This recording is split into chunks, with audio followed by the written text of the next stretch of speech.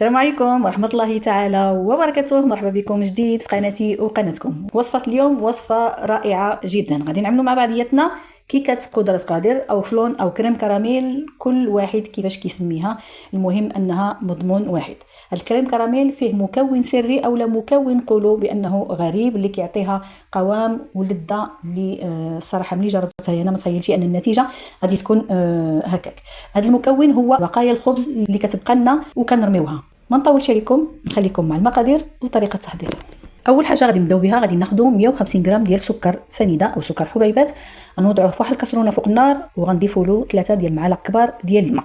غادي نخليوه فوق النار نار متوسطه ساعه نحركوه حتى يتكراميليزا. كما لاحظتوا هنايا بدا كيتكراميليزا. كنحاول انني نحيد ديك بقايا السكر اللي كتبقى في اطراف الاناء او في اطراف الكاسرونه وانا واقف عليها حتى تتكراميليزا.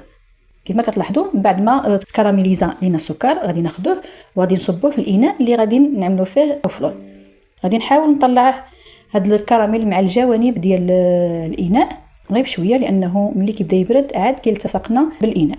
ودابا غادي ندوزو باش نوجدوا الكريم كراميل ديالنا. غادي ناخذوا الخبز، قلنا الخبز اللي كتبقى لنا يعني بقايا الخبز اللي كتبس وكنرميوها، غادي ناخذوها غادي نقطعوها الى قطع صغيره، غادي نوضعوها في واحد الاناء يكون غارق لاننا غادي نسقيوها بالحليب. عندي هنايا غادي ناخذ لتر من الحليب البارد، غادي نضيف له 6 معالق من السكر، والسكر كيبقى على حسب الذوق كل واحد، ممكن تنقص وممكن تزيد.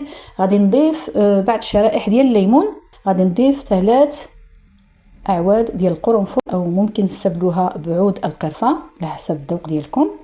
غادي نحرك داك السكر مزيان حتى يذوب لي مع الحليب وغادي نتركو فوق النار حتى يغلى.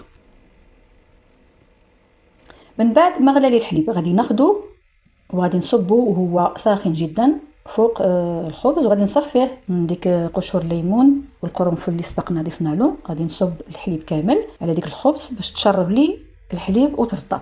من بعد ما ترطب غادي ناخذوها، غادي نوضعوا ديك الخليط في الخلاط الكهربائي، غادي نطحنوه مزيان حتى تمزجنا ديك الخبز مع الحليب. ومن بعد غادي نضيفوا له البيض. بالنسبه للبيض عندي هنايا 6 ديال البيضات.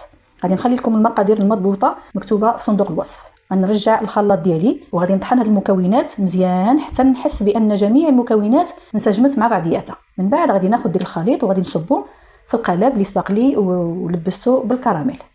غادي نحطو في صينيه الفرن تكون غارقه شويه، غادي نضيف له الماء المغلي يعني الماء الغليان باش كيساعدنا اننا دغيا طيبنا الكيكه ديالنا. وغادي ندخلوه للفرن مسخن مسبقا على 180 درجه مده الطهي من 20 حتى 25 دقيقه، وكيبقى على حسب كل فرن كل وحده.